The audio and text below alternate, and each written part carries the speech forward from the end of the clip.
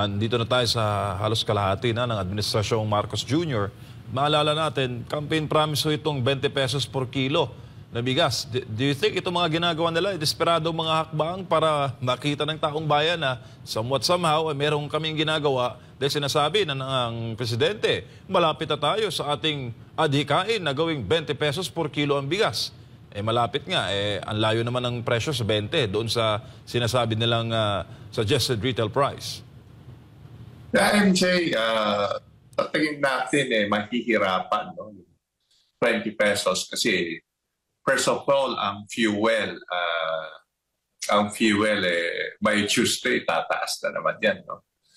Alam natin ang production is kailangan ng fuel. So ibig sabihin, yung production cost talagang tumataas, no? Yung dating break-even na 14 pesos na sinasabi natin break-even sa mga magsasaka. Ngayon, umaabot ng almost 17 pesos yung break-even ng ating mga magsasaka. So, kailangan ibenta ito ng 22 to 22 pesos, no? Na palay para at least ma-reach yung break-even price nila. Yung 22 na palay, pag retail, umabot na ng 40 pesos yun. So yun ang pinakamura na pwedeng ibenta dun sa 22 pesos. Kaya ang sinabi namin sa NEDA dati, sana hindi in-implement yung EO62 kasi additional 15 bilyones yun, no? From July to December, yung collection na nawala. Yung collection sana, kung nakolekta yung 15 bilyones, around 1.5 million hectares ang mabibigyan na 10,000 pesos.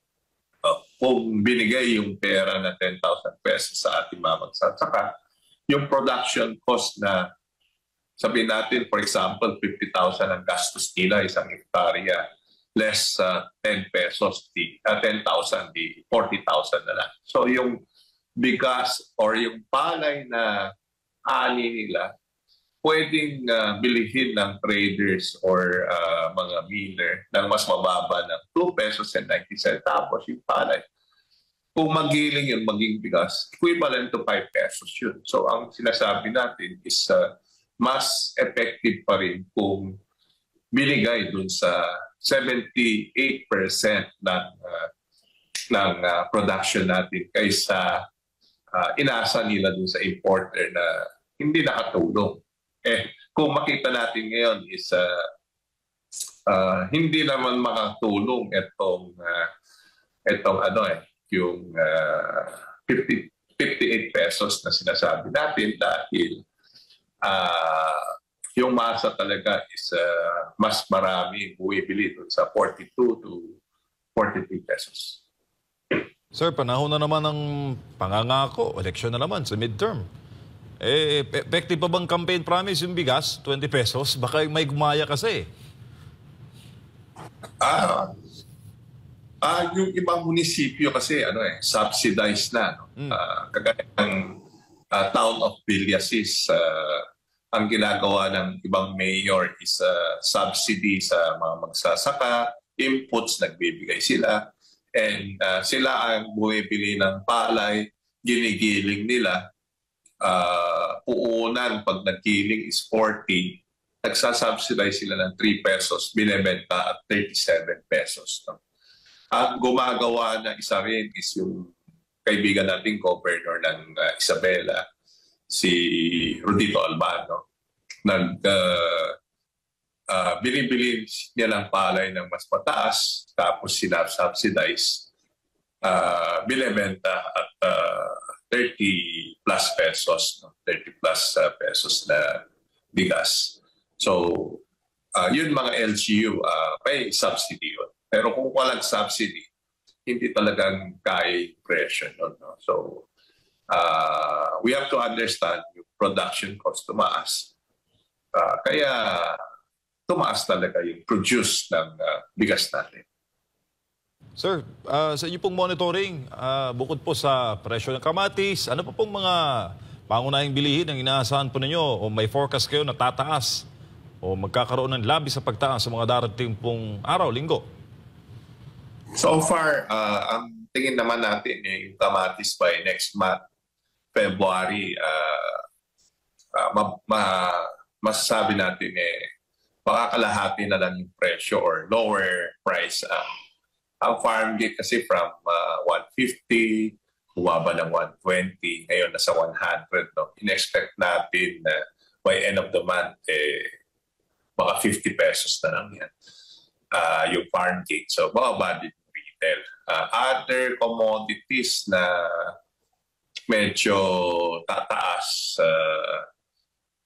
yung pork, no? Dahil yung karning baboy, dahil tinamaan tayo ng ASF nung last year, June to December. So yung